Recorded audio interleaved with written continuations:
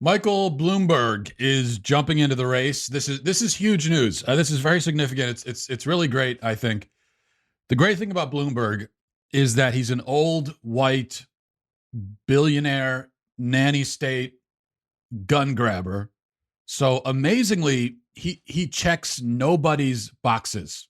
He manages to be the exact opposite of what almost everybody wants.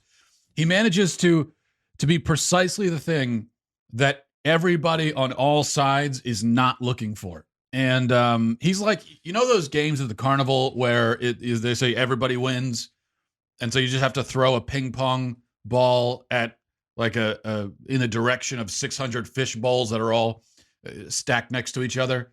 And of course, whatever prize you win, you spend $2 on a ball. Whatever prize you win is worth a lot less than $2. But anyway, Michael Bloomberg throws his ping pong ball at the fish bowls, and the ball manages to bounce off of the rim of every fish bowl and then land in a pond 50 yards away. It's kind of amazing. It's almost impressive. It's almost impressive that somebody could manage to have no constituency at all. And that's what Bloomberg pulls off. So it's great to have him in the race. I'm pretty impressed by that. Speaking of billionaires, there's been a discussion recently about how much money Bill Gates should be allowed to have of his own. Speaking at a conference a few days ago, Gates said that he pays a lot in taxes. He said he's paid over $10 billion in taxes. He says that's more than anybody else in the country, which I would believe. And he's fine with paying even more than that, he says, but he doesn't like the tax plans put forward by people like Elizabeth Warren, because he feels that she would want to confiscate way more than is reasonable. So his exact words were, I've paid over $10 billion in taxes. I've paid more than anyone in taxes. If I had to pay $20 billion, it's fine. But when you say I should pay $100 billion, then I'm starting to do a little bit of math over what I would have left over. Now, it seems reasonable to me, right? The guy doesn't want to pay $100 billion in taxes. Pays $10 billion, he says fine. He says he'd do $20 billion. Honestly, that'd be more generous than I would be. I don't think I'd be willing to pay $20 billion, even if I had $100 billion. But he says he doesn't want to pay $100 billion. Warren responded by saying that she wouldn't take $100 billion, very generous of her, although she doesn't say how much she would take. It'd be more than 10. She says not 100. Very nice of her. But Bernie Sanders, of course, sensed an opportunity. And he jumped in he sensed an opportunity to out socialist Elizabeth Warren and to out class warfare Elizabeth Warren.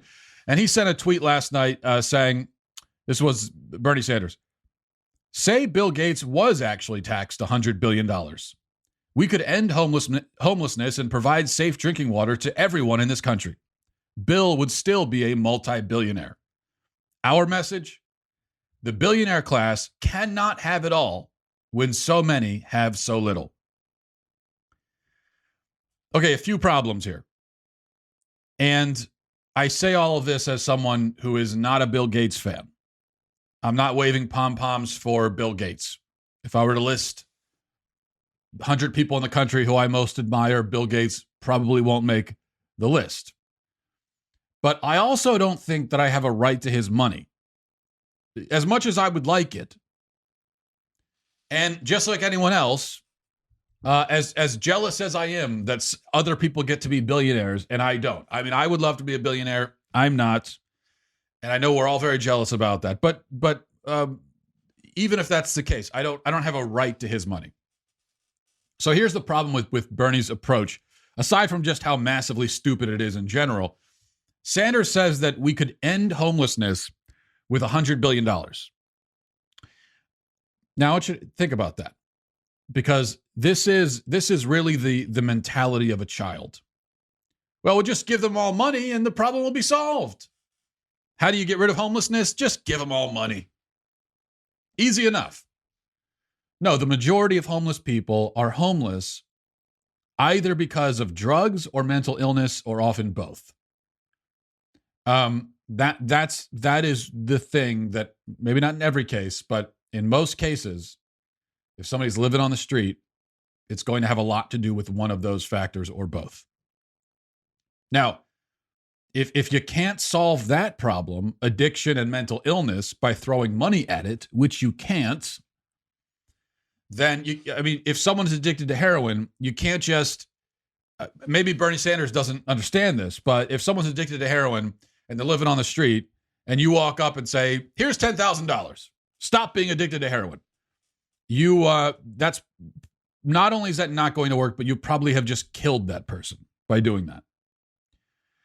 So if you can't solve the problems of addiction and mental illness by throwing money at it, that means you can't solve homelessness by throwing money at it. It's talking about solving homelessness with $100 billion. It's like saying that you could solve anorexia and eating disorders by just making sure that everyone has enough food to eat. It completely misses the point entirely. You're not understanding what the problem is. And your solution actually would make the problem a whole lot worse. Also, second point here, if $100 billion could end homelessness and give everyone safe drinking water, think about that. No more homelessness. Everyone has safe drinking water with $100 billion. Now, in theory, I think it's a great idea. If it was possible for the government to end homelessness, quote unquote, and make sure that everyone has safe water to drink with $100 billion, I would say, yes, they should do that. But here's the point. They wouldn't, that doesn't mean they need to go and take $100 billion from Bill Gates. Because if they could do that with $100 billion, then they should have already done it without Bill Gates' money. The government brings in $4 trillion a year. 4 trillion with a T. That's almost 40 times Bill Gates' net worth that they bring every year. So if $100 billion could have those utopian results, then shouldn't we be living in utopia right now, considering the $4 trillion they have at their disposal? Shouldn't we be living in a literal Garden of Eden at this point? Now, you could try to say, well, yeah, they bring in all that money, but it's spent elsewhere. There are other things we need to spend it on, and that's why we need the extra $100 billion so we can go and solve homelessness. Okay, so you're telling me there's $4 trillion worth of stuff for the government to spend money on, and all of it is more important than ending homelessness and making sure people have safe water to drink? You're telling me that it's possible to do both of those things, end homelessness, make sure everybody has safe drinking water, with 1/40th of the government's revenue, but they just decide to allocate the money elsewhere anyway? Well, isn't that a problem? Isn't it then a problem of allocation of resources, not a problem of a lack of resources to get the job done? Either that, or it's a problem of the government just not functionally having the ability to solve those problems by dumping money on it. So either way, taking another 100 bill from Bill isn't going to matter. But this is just a general point. Every time someone like Bernie Sanders or Elizabeth Warren starts talking about all of the wonderful things they could do if only they had an extra 50 billion, 100 billion a year, whatever, or not even a year. I mean, if they're talking about, if you confiscate 100 billion from you're not going to get 100 billion from Bill Gates every year. That's just a one-time deal because you've taken almost all of his money, and so now you have it. So anytime you hear one of these people say that, okay, if we just had this amount of money, we could do all these amazing things. Well, just keep in mind that they already have $4 trillion a year to throw around. And so if it were possible to do those things they're talking about, they would have already done it. And besides all that, the bigger point is this, and this maybe is the most important point with Bernie Sanders, Elizabeth Warren. Who are you to decide what people should and shouldn't have? Bernie Sanders, his exact words Our message: the billionaire class cannot have it all when so many have so little. Okay, but who are you, Bernie, to decide what the billionaire class can have? Why should you get to make that decision? That's the question that never gets answered by these people. I mean, they can stand up there and talk all they want about how evil and greedy the billionaires are. And maybe they are evil and greedy. I don't know. It doesn't matter. The point is, who, if you're saying, nobody needs that much money. Okay, well, how much money do they need? What's the cutoff?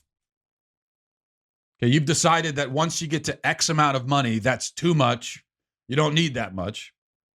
Well, what is the cutoff? What is the X amount of money? And how did you decide that? And who empowered you to be the one to decide that? It all seems very arbitrary to me. And why should you be the one to decide that? Okay, back to Warren for a moment here. So sorry about that. We have to go back to Elizabeth Warren. But Warren secured a big endorsement yesterday, and I want to acknowledge it. I think it'd only be fair to do that. She was endorsed by the organization Black Women For. That's for FOR, and women spelled with an X. Women, so WOMXN, which would really be pronounced, I guess, women's. So she was endorsed by the organization Black Women For, and they came out and endorsed her for president, and Warren responded by saying, "Thank you, Black Women For. This is what she says: Black, trans, and cis women, gender non-conforming, and non-binary people are the backbone of our democracy, and I don't take this endorsement lightly. I'm committed to fighting alongside you for the big structural change our country needs." The backbone of our democracy. Non-binary people are the backbone of our democracy. First of all, that's a lot of work for 14 people to do. Make them the backbone. That's having them hold up democracy like that. That's a lot of weight you're putting on just 14 people's shoulders. But by the way, why are Black women getting lumped in with non-binary and gender non-conforming people? Now, this particular organization, that's what they do. So that's why Elizabeth Warren brought it up. But the question still stands: how are those groups even related? And isn't it kind of insulting to, equate their identity with some passing fad like gender non-conforming? And would it be like if someone said, "I appreciate the support of American Catholics and Star Trek fans"? What? What do those two have to do with each other? I mean, it's possible that someone could be a Star Trek fan and a Catholic. I'm Catholic, and I kind of certainly Star Trek is better than Star Wars at the very least, which isn't hard to do. But do you really think those two identities are on the same level, are just as important, carry the same importance? Is that really how you see it? But anyway, here, but this is what the left does, where they take all of these various identities and they lump them all in a pile together and act as though they're all equally as legitimate. So you have something like Black women. Okay, well, that makes sense. There's an identity that has to do with someone's race, their sex, their actual biological sex. Okay, that makes sense. But then into that same category, you're putting stuff like non-binary, gender non-conforming. And I think it's insulting and demeaning on top of everything else. But this is just turbocharged pandering here that Warren is doing. And it's the kind of thing, I mean, I always say it, but it is, the left is beyond parody at this point. A statement like non-binary people are the backbone of our democracy. That's the kind of thing that I would say sarcastically. That's the kind of thing I would say if I was trying to, satirize the left.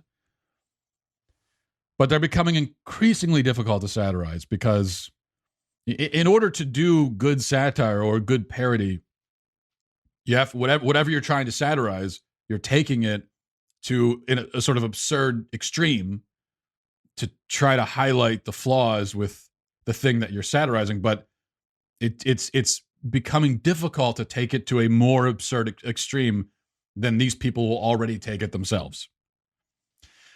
Okay, so moving on. Jeff Goldblum. They're now trying to cancel Jeff Goldblum.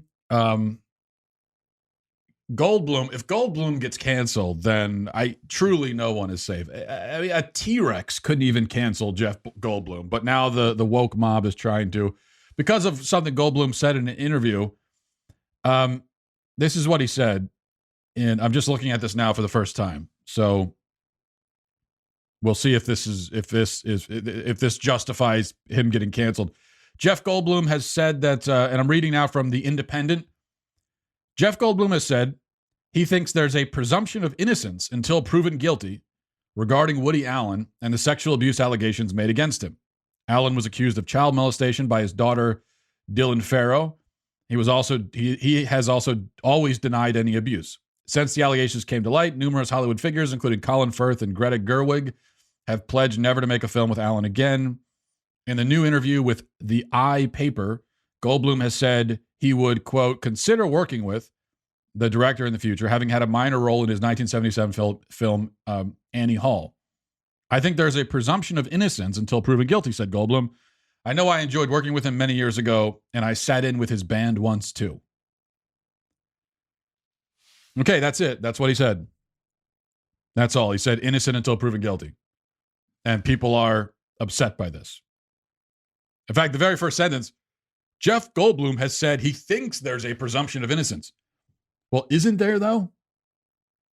Now, I happen to think that Woody Allen is a creep, but I don't. If Woody Allen came knocking on my door and asking me to appear in one of his films, I would probably have to turn him down, even if that's unlikely to happen. But what exactly is the problem here? I think there's a presumption of innocence until proven guilty. Okay, yes. That's an idea that is very much a cornerstone of our system and our democracy, innocent until proven guilty. And it's pretty disturbing now when you have people that are basically in principle coming out against innocent until proven guilty. Where it's now controversial and it can get you canceled to say innocent until proven guilty. These are scary times we live in. All right, before we get to emails, one other thing. If you've been paying attention online, the trend now is this "Okay Boomer" meme. I don't know if you're not on Twitter. I don't know if this is bled outside of Twitter or not, or if it's just a Twitter thing. But on Twitter, this is the trend now, where you say "Okay Boomer," and anytime someone who's older makes a point that everyone else feels is out of touch, then you just respond with "Okay Boomer." Well, boomers, I guess, don't like this, and so there's been this slate of articles and tweets and things from boomers who are reacting to the "Okay Boomer" meme in ways that only show how out of touch they are and just elicit more "Okay Boomers." And maybe the worst example of this was a radio host, who said a few days ago, he tweeted that he compared the word boomer now to the N-word, saying that it's a slur, basically, to say it. He said, boomer is the N-word of ageism. Being hip and flip does not make bigotry okay, nor is a derisive epithet acceptable because it's new. So just the word boomer is now a derisive slur comparable to the N-word. And of course he tweets this, and then what happens? There's 50 million people responding with "Okay Boomer," because of course that's going to happen. The only thing I want to say is, as it seems like there's finally a real generational warfare ramping up, with millennials and Gen Z going after boomers, and I'm kind of enjoying it. I have to be honest. I think we were due for a good generational war. Well, here's what I'll say: a couple of things. First of all, I don't mean to get into a "you started it" type of thing. But with the boomers, you did kind of start it, because it seems to me that for the last 10 years, it's been perfectly acceptable to insult millennials and to complain about millennials, and boomers did that all the time. And I've done it too. There's plenty of things to criticize about us. Don't get me wrong. But that was a perfectly acceptable thing to do for the last decade. And now, just recently, I think millennials have been starting to throw it back in the direction of boomers. And now all of a sudden it's a problem. Well, how dare you lump how dare you criticize an entire generation and make these generalities like this? Isn't that what you've been doing with millennials this whole time? So now it's a problem? That's an issue for me. Also, the other thing is, when you get into the generational war, the issue that boomers are going to run into is that you can't really, and this is what I've been saying for the last several years with boomers criticizing and complaining about millennials. You can't really criticize a millennial as a boomer without criticizing yourself, because they're your kids. You're the one who raised these people. And so I think there has been, in the boomer generation, and again, we're speaking generally, but in the boomer generation, there has been, I think, in some ways, a failure to confront their own failures, especially when it comes to parenting, and to acknowledge that, hey, if the millennial generation really is terrible, like we say, that's on us, because we're the ones who raised these people. So that's probably our fault. It seems like we may have screwed up big time in the parenting department, but there's very little acknowledgement of that, which is kind of annoying. Not to mention, of course, boomers bankrupted the country, drove up massive debts, destroyed the institution of marriage and the family, started a bunch of pointless wars, so on and so forth. There are other things too. I think there are other things that maybe should be reason to pause and have a little bit of self-reflection, and maybe acknowledge that, hey, we kind of screwed up in a few areas, and we're sort of leaving you a country that's not in great shape, and we're leaving you a lot of problems to fix, and we're sorry about that. That's all. I think maybe if you want to stop the "okay boomer" meme, maybe that's all. I think boomers may just need to say that. Listen, we screwed up. We're kind of on our way out, and you're taking over the country, and we're not. We're handing you the keys to the car, and it's pretty dinged up, and our bad. Sorry about that. Actually, the car's not dinged up. It is on fire as we speak. We are handing you a car that is on fire. Here are the keys. Sorry about that. Okay. Let's go to emails. MattWalshShow@gmail.com. MattWalshShow@gmail.com. This is from Steven. Says, hey, Matt, this is Steven. Today on your podcast, you mentioned that the school system is geared mostly towards girls, and you also noted that many boys in our school system are hopped on drugs because they have too much energy or can't focus. They're put on drugs because of their energy, yeah. I was curious as to how you think the school system could be better geared towards both genders. Well, the problem, Stephen, is that in order to gear the school system towards both genders, you would need to rework it from the bottom up. You would need to tear the whole thing down and basically start over. And I don't think, as long as we're going to have this massive education system, this government-run system, where you've got, millions of kids in the system, and they're going to these schools, and they're in classrooms with 35 other kids.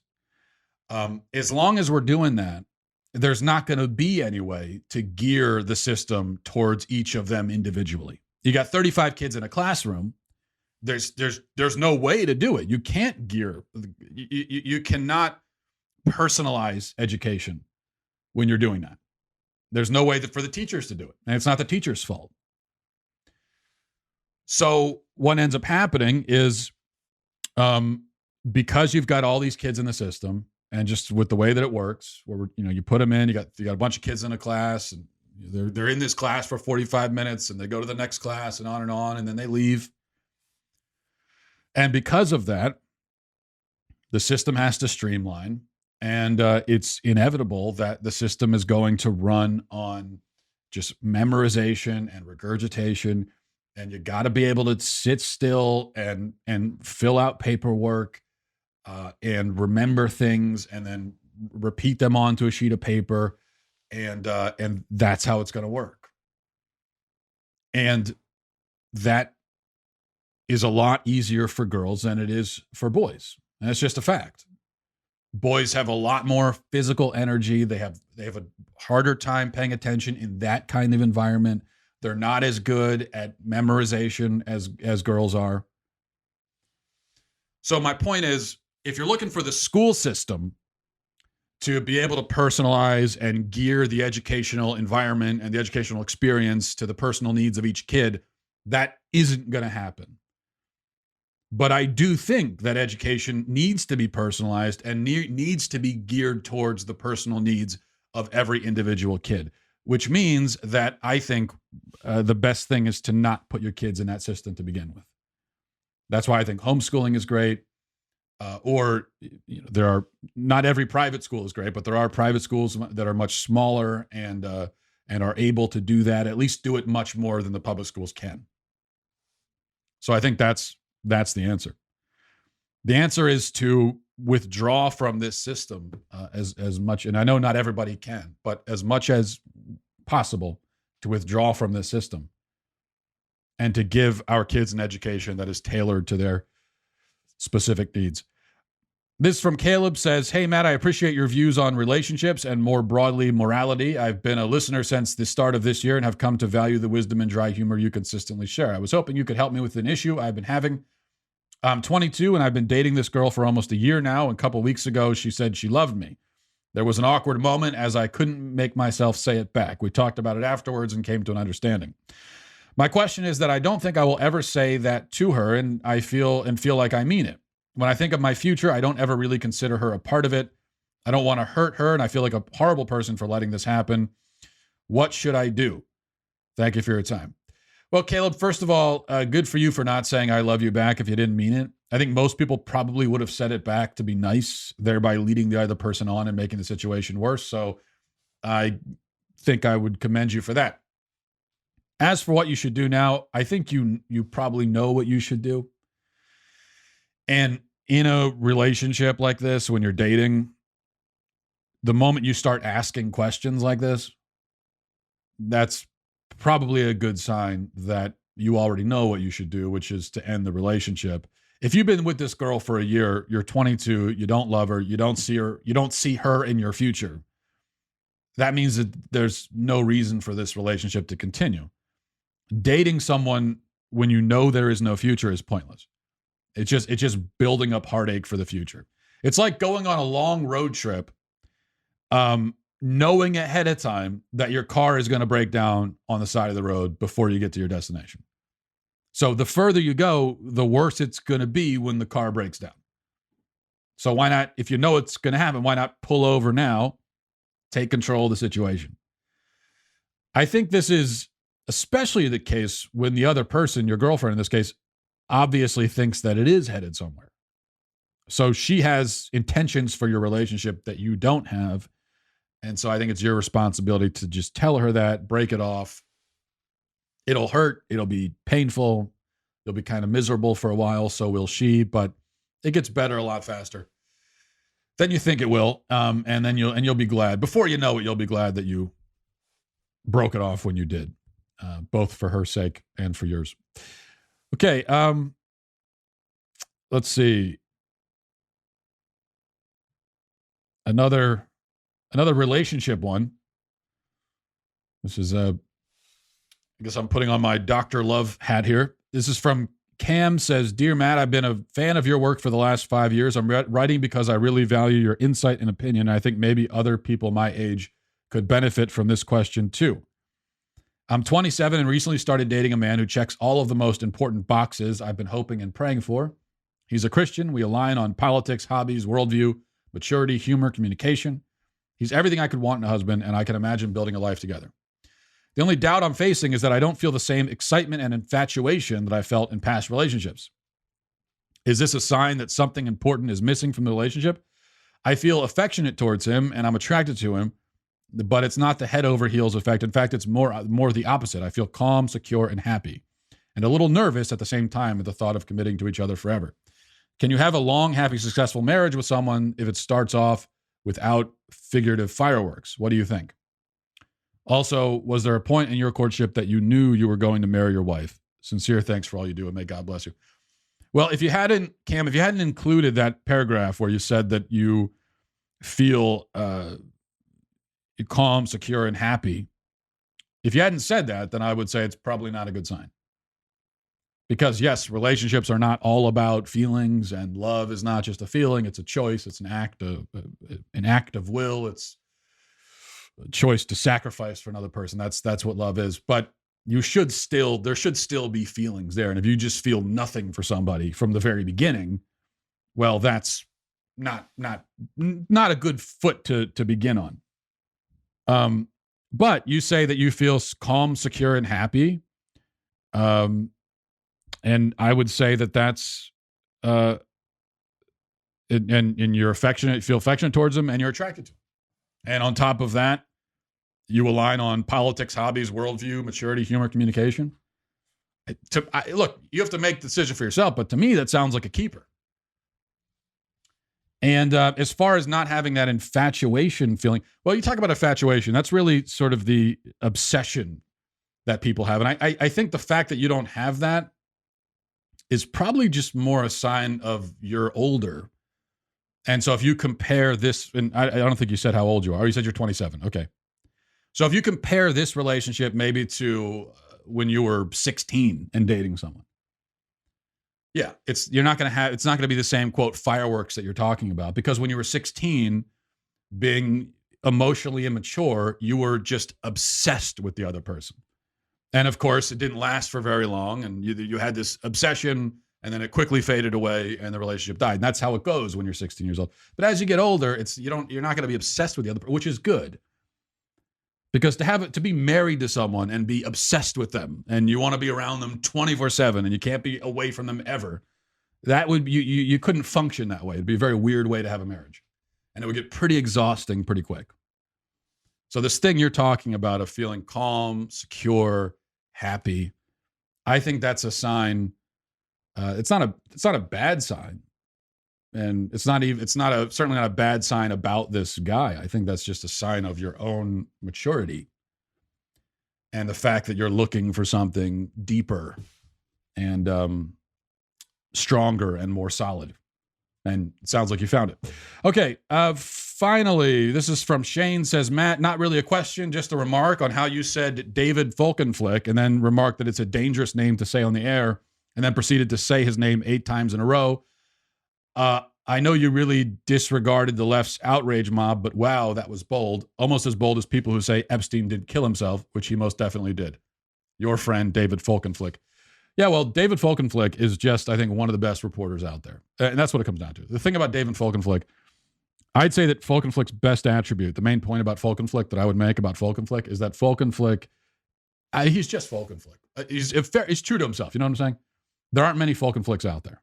There's Folkenflik, and then there's not Folkenflik. You know what I'm saying? But Folkenflik is the only Folkenflik. And you got to love Folkenflik.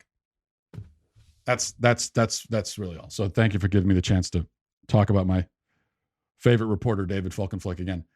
And thanks, everybody, for watching. We'll leave it there, I think. Have a great weekend, and Godspeed.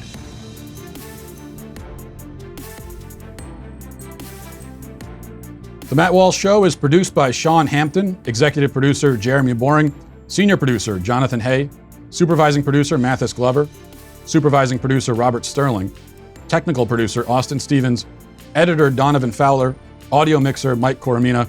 The Matt Walsh Show is a Daily Wire production. Copyright Daily Wire 2019. If you prefer facts over feelings, aren't offended by the brutal truth, and you can still laugh at the insanity filling our national news cycle, well, tune in to The Ben Shapiro Show. We'll get a whole lot of that and much more. See you there.